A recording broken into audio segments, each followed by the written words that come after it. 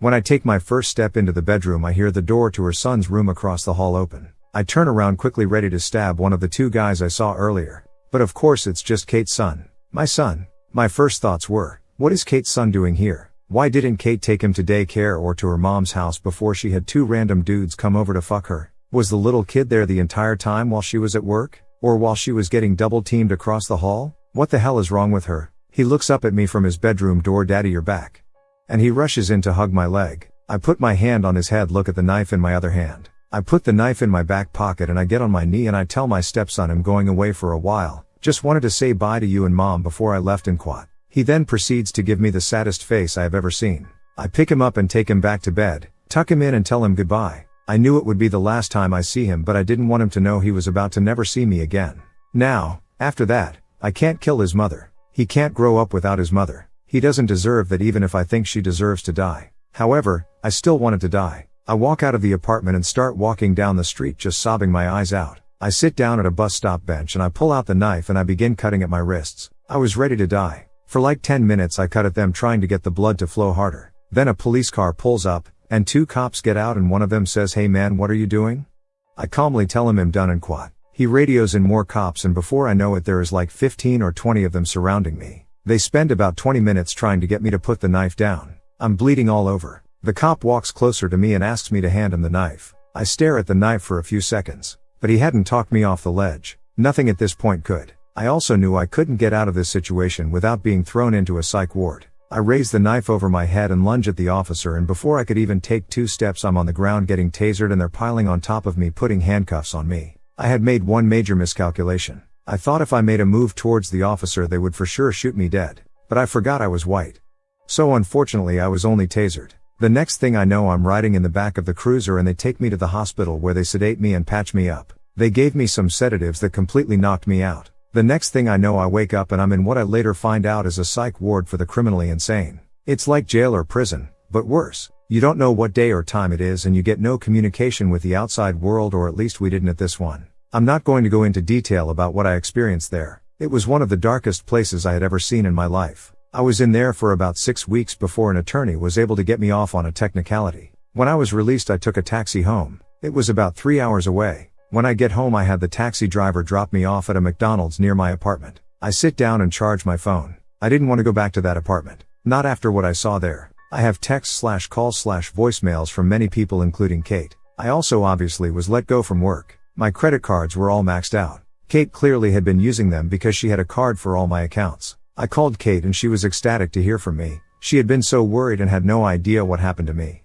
I told her I would explain everything, but I needed her to meet me at the McDonald's and not to bring her son with her. She was confused at first but agreed she would meet me after she dropped her son off at daycare. Kate later walks into the McDonald's and rushes to try and hug and kiss me, but I brush her off and tell her to sit down. This threw her off a bit, but she sits down and I tell her what happened. Everything I saw before I was thrown into the ward. What she responded with shocked me. Kate had the audacity to try and deny everything. She said I must have looked into the wrong apartment and saw someone else. I shook my head in disbelief and I cut her off mid-sentence. I told her she needs to tell me the truth right now, and if she tries to lie to me again I will get up and walk out of this McDonald's and she and her son will never see me again. I look at her sternly in the eyes and she could see I meant every word I said. I ask her one more time, have you been cheating on me ? And quat.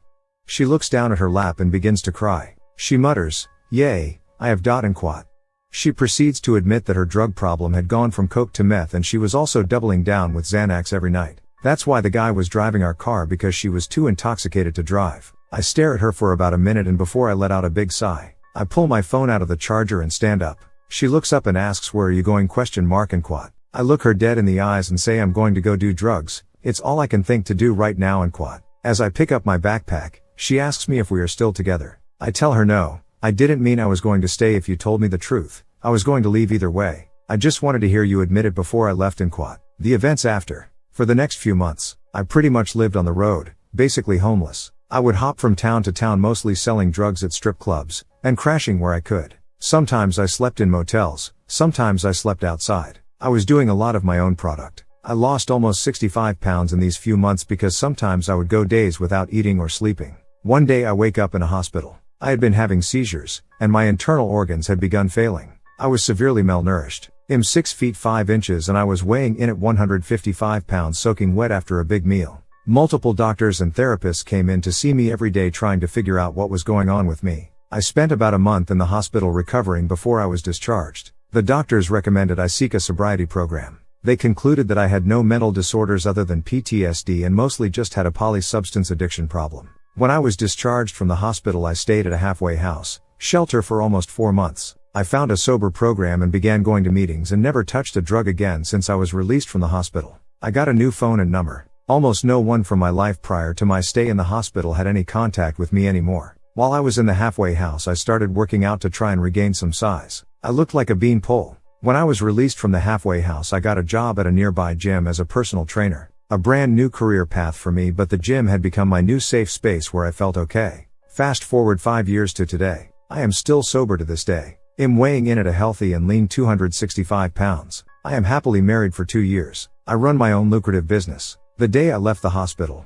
I thought long and hard about what I was going to do with my life. My instinct was to retreat into darkness. I still wanted to get back at Kate for what she did, just like I did with Lisa in college. After a few long periods of thought over the course of a few weeks, I decided the best revenge would be to live the best life I could. And most importantly, I decided to stop feeling sorry for myself for the things I went through. This changed the game for me. I stopped blaming others or the world for the things that happened to me. Looking back at this today 5 years later and where my life has led me, I am so happy I made the decision to try a different course of action. I don't even recognize myself anymore. When I wrote these stories about Lisa and Kate, I don't even see me. I see some other messed up kid. I turned 30 this weekend. I got sober a month before my birthday 5 years ago. If you would have told me back then that I would be where I am now, I would never believe you. I am so happy I didn't take my own life, or even worse, take Kate's life that day. I am so glad I decided to get up and keep trying at life. I had to fall a few times, but when I finally got up, I flew. I spoke with Kate only once years after I left the McDonald's the day she admitted to cheating on me. And after speaking with her, I gotta say, it's true what they say. The best revenge is living a good life. And quad. TLDR, I met a chick. We fell in love. We were both broken from previous relationships, but we helped each other heal. She develops a drug habit. She gets spit roasted by 2 guys. I catch her in the act. I try to kill her, and then myself. Get locked up. Get out. I'm homeless. I almost die of drug use, failing organs, and malnutrition. I get sober, and I live a wonderful life thereafter.